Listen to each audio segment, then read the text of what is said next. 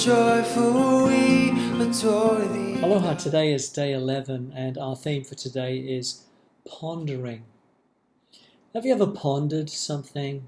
Meaning, have you ever thought something through, deliberated, evaluated, assessed something quite deeply? We all have, right? It's kind of like a conversation. What about this? And what about that? But have you ever done that in the midst of fear? What kind of conversation, what kind of pondering, if any, do you have in times of fear? Again, in the 6th month, the angel Gabriel was sent by God to a town in Galilee called Nazareth, to a virgin engaged to a man whose name was Joseph, of the house of David. The virgin's name was Mary. And he came to her and said, "Greetings, favoured one, the Lord is with you." But she was much perplexed by his words and pondered what sort of greeting this might be. The angel said to her, "Do not be afraid, Mary." Here are some thought provokers. Mary's afraid, right? After all, the angel says to her, "Do not be afraid." What do you think Mary is afraid of? Strange men or strange appearing men? The words of the angel? What is she afraid of? What does it say to you when you read that the angel calls Mary by her name? Anything noteworthy about that to you? Here are some reflections. Mary is afraid. I don't know how much fear she had. I cannot measure that.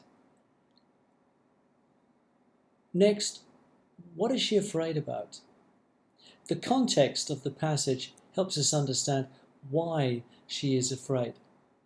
She was much perplexed by his words and pondered what sort of greeting this might be.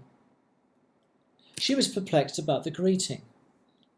When Mary hears the greeting, "The Lord is with you," she might have been so perplexed because of the knowledge that in Israel's past, God was with the heroes of faith, Moses, Joshua, and Gideon. On hearing "the Lord is with you," it's most likely she was perplexed at some great work that God was about to do with her. Have you ever felt troubled when God has asked you to do some task or work or to take a step of faith? Perhaps you have a new situation looming and you know or sense that God is asking you to trust Him. Perhaps God is asking you to forgive someone or start praying with your family or give a full tithe. All of these things can stir within us fear. These are things that God asks us to do. It's natural to feel fear. It's natural to be perplexed. But Mary shows us how to respond. She pondered.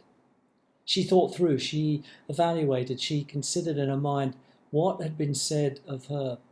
She didn't internalize her problems by withdrawing nor shutting down, and neither did she externalize her problems by acting out or lashing out. No, she considered. She pondered what was said. Fears can get the best of us. We can start to act in irrational ways. We can start to lean on the ways of the world. We can descend into sin. One of the most classic ways we operate is to just get busy, and we say, "Surely God doesn't want me to do that. I know. I'll just get busy. That will please God." With such sentiments, what happens is we avoid thinking through what has been said to us. We avoid the pondering. We haven't learned how to ponder.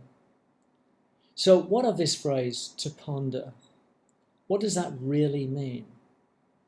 Did you know that the root meaning of the word is dialogue? Even though Mary had fear, she had dialogue with God. Yes, she still had fear, but her thoughts were toward God.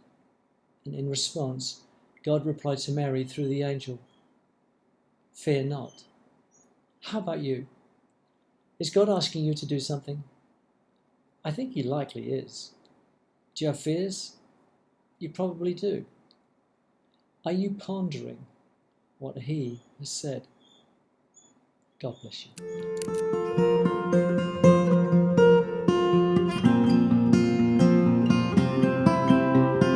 Joyful, joyful, we adore thee, God of glory, Lord of love. Hearts unfold like flowers before thee, opening to the sun above. Melt the clouds of sin and sadness, drive the dark of doubt away. Giver of immortal gladness, fill us with the light